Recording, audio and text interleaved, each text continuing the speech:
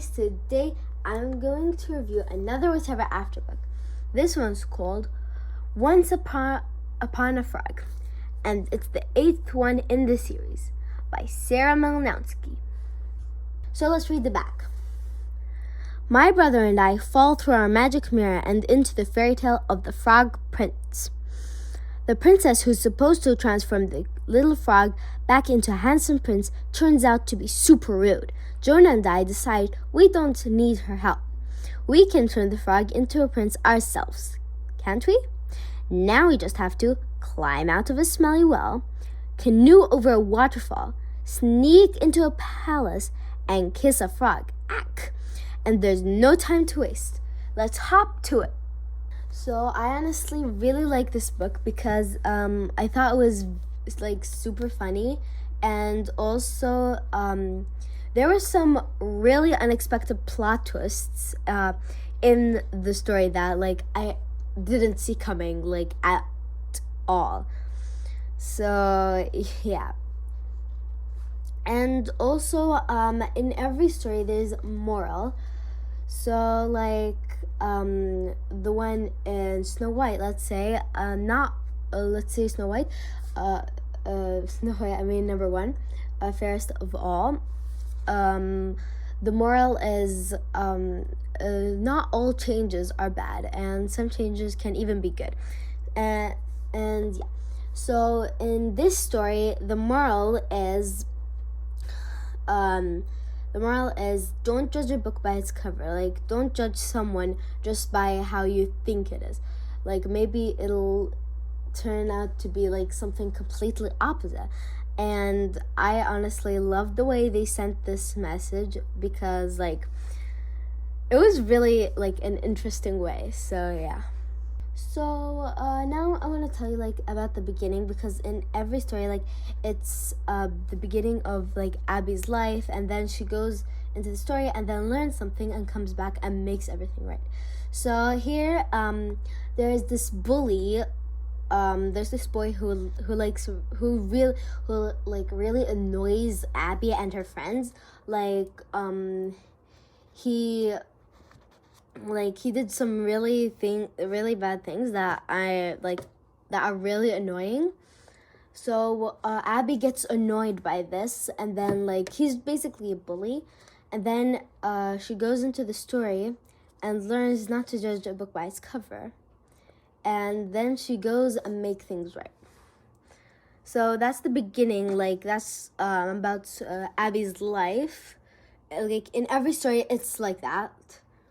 In every single story, even like in the special editions, and yeah. So if you've never seen my other reviews, I can just tell you about it. So basically, Abby and Jonah, Abby is a 10-year-old in 5th grade, and Jonah is a 7-year-old, and they go to a new house, and they discover they have a magic mirror that can take them into fairy tales. So far, they've been in 7, and this is the 8th one. And also, there's the reason why they go into fairy tales is because there's a fairy trapped inside their mirror called Mary Rose, and they're trying to figure out a way to free her. And also in the last story, in number 6, I know this one's number 8, but like it's an important part of the story. In number 6, her parents, Abby and Jonah's parents, discover that they've been going out at the night because they promised not to go in the basement at night, but they did because of their little dog Prince, who just went in the basement and knocked on the mirror. So they had to go there, and when they came back, their parents were awake, and their parents were super angry at them and were going to punish them. And then they decided to say the truth, and showed them with a mirror. But Mary Rose hypnotized them and told Abby and Jonah to look away. Abby looked away, but Jonah accidentally got hypnotized. Number 7, Abby tries to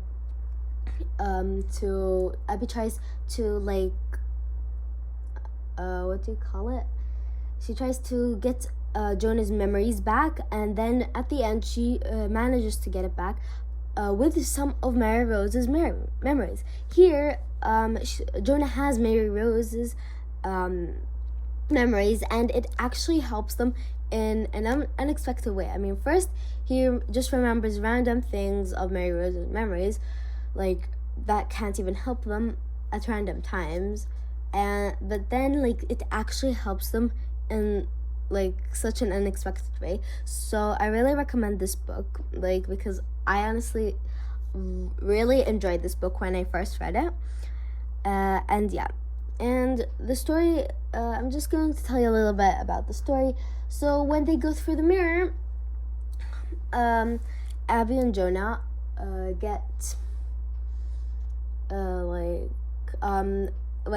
Jonah lands outside next to a well, and Abby falls right into the well, and she sees the frog that's this one, this is the frog, and then like he starts talking to her, and like because Abby figures out what story it is, she knows the story and she knows what's supposed to happen, and this frog is actually a prince.